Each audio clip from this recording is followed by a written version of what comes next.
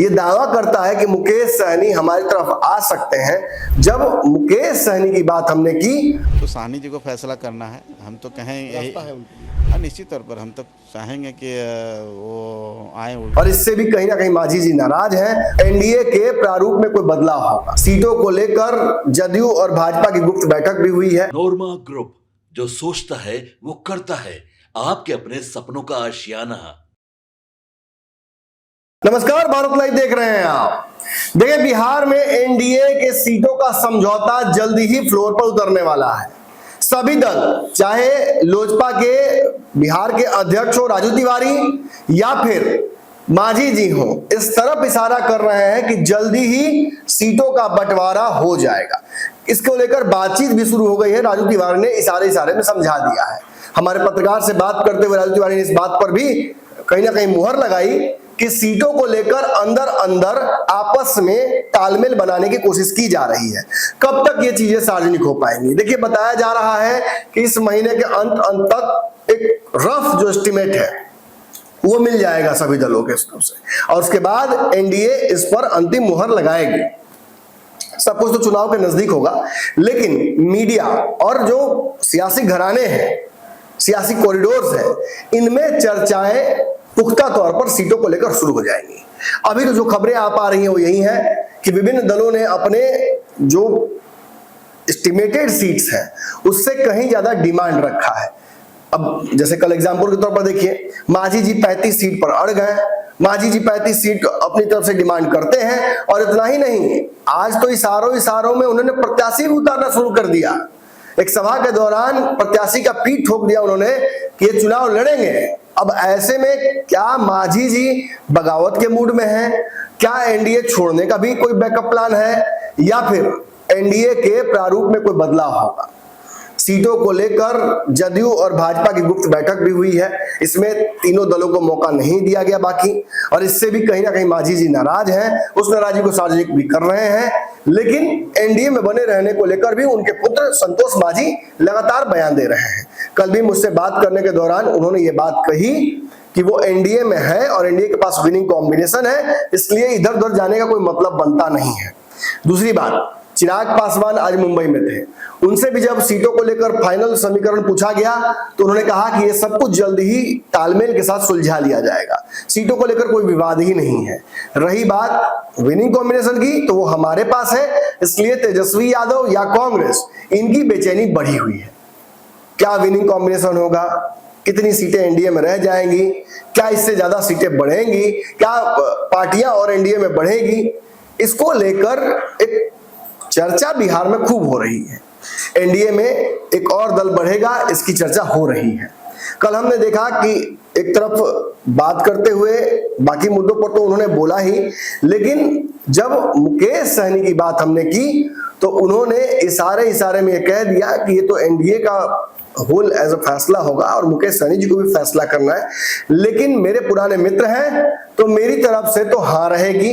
वो साथ आए, गरीबों वंचितों के वो नेता हैं, हमारी तरफ वो भी संघर्ष से पैदा हुए हैं, इसलिए अगर साथ आते हैं तो अच्छा रहेगा। एनडीए के पास भी विनिंग कॉम्बिनेशन हो जाएगा। इससे पहले आपको मैंने बताया भी था कि भाजपा की तरफ से न्योता मुकेश सहनी को दिया भी गया था। ईद मिलन समारोह पर उनको बुलाया भी गया था, हालांकि वो नहीं पहुंचे थे, लेकिन चर्चाएं खूब हुई थी कि मुकेश सहनी एनडीए के साथ नेगोशिएट कर रहे हैं। कुछ चर्चाएं जो थोड़ा और सतही हैं, उनमें उन्हें राज्यसभा भेजने, केंद्र में मंत्री बनाने, फिर से 10 सीटें देने तक की चर्चाएं शामिल हैं, लेकिन इन पर मुहर चूंकि लगी नहीं है और कोई पुख्ता सूत्र से हमें ये बातें पता चली नहीं है, इसलिए इस पर बहुत हमारी भी गंभीर रुचि नहीं है। लेकिन अगर कोई सूत्र या कोई नेता एनडीए का मजबूत ये दावा करता है कि मुकेश सहनी हमारी तरफ आ सकते हैं, तो निश्चित ही रास्ते खुलते नजर आते हैं। सुनिए कैसे बिहार सरकार के मंत्री और मांझी जी के सुपुत्र संतोष सुमन ने अपने पुराने मित्र मुकेश सहनी के लिए रास्ते प्रशस्त कर दिए हैं एनडीए में आने को लेकर। आपके पुराने साथी मुकेश सहनी जी एनडीए में आएंगे क्या? तो सहनी जी को फैसला करना है। हम तो कहें यही है उनके लिए। निश्चित तौर पर हम तो चाहेंगे कि वो आए। वो भी एक गरीब का प्रतिनिधित्व करते हैं एक समाज का, तो निश्चित तौर पर उनको आना चाहिए। लेकिन भाई उनको अपना सोचना है, उस पर हम कुछ कह नहीं सकते। आपके सपनों को हमने सजाया है, ई होम्स पैनोरामा को हमने बनाया है। ई होम्स मेरा एक सपना था जिस पे मैं पिछले 4 साल से काम कर रहा था। हमने जो बनाया है वो सबने है माना। ई होम्स पैनोरामा में हो आपका भी आशियाना। और फाइनली हमने 2021 में इस प्रोजेक्ट को लॉन्च किया। बहुत लोग अप्रिशिएट कर रहे हैं कि पूर्णिया जैसे शहर में, बिहार के, एक तो बिहार की बात करें उसमें भी पूर्णिया जैसे छोटे जगह में इस तरह का लाइफस्टाइल देना, ये सुन के हम लोगों को बहुत अच्छा लगता है। ई होम्स में हमने कुछ और भी किया है, जैसे हम जिस जगह में रह रहे हैं हमारे फैमिली सिक्योर हो, उनको सिक्योरिटी का ध्यान में रखा है। आपकी सुविधा और सुरक्षा आपके लिए खास है, ये आपका विश्वास है। इसमें आर्टिफिशियल इंटेलिजेंस का 7 लेयर सिक्योरिटी का हमने इस्तेमाल किया है। लस ग्रीन कैंपस को बनाया है। यदि हमारा बाउंड्री वाल है तो वो वर्टिकल गार्डन है। ये जितनी भी फैसिलिटी होता है एक इंटरनेशनल टाउनशिप में ई होम्स है, ये हम लोग विश्वास नहीं कर पा रहे हैं। जो भी हमारे मित्र दोस्त या जो भी हमारे बाहर के बाहर आते हैं तो हम लोगों को बहुत अच्छा सुनने को मिलता है और बहुत अच्छा क्रेडिट मिल रहा है। वो सारा हमने सिर्फ एक बिल्डिंग नहीं बनाया, हमें एक बहुत अच्छा लाइफस्टाइल दिया ई होम्स में, और मेरा एक सपना था जिसको मैं आज फुलफिल होते हुए देख पा रहा हूँ। ये आपका आवास है। ई होम्स पैनोरामा में अब आपका निवास है। E Homes Panorama, luxurious lifestyle redefined. Panorama group, जो सोचता है वो करता है।